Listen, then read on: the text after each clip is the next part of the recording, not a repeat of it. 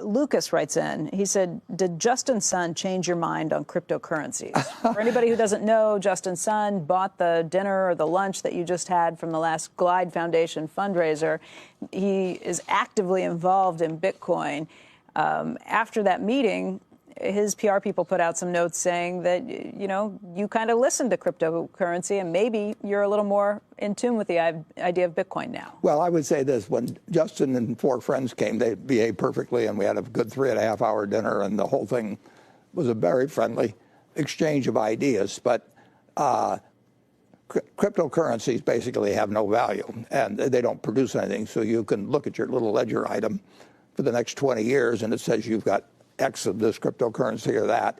It doesn't reproduce. It doesn't deliver. It can't mail you a check. It can't do anything. And what you hope is that somebody else comes along and pays you more money for it later on. But then that person's got the problem. But in terms of value, zero. So it sounds like he did not change your position. No, but I didn't change his either. And I had a very pleasant dinner, and those people they behaved more than well.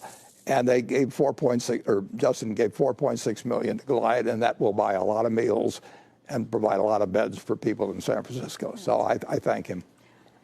He gave you some Bitcoin. What's it feel like to be a Bitcoiner? I don't have any Bitcoin. You don't? No. Okay.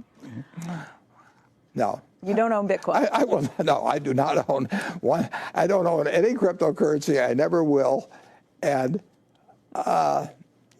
in the end, I may start a war on currency. Maybe I can create one, and I'll say there's only going to be 21 million of them, and you can have a little ledger sheet from me and everything that says you have it, and you can have it after I die, but you can't do anything with it except sell it to somebody else. And the interesting thing, of course, is that Bitcoin's been out there a long time, and people talked about how it would be used in various kinds of exchange, but none of our companies are doing business in Bitcoin or anything.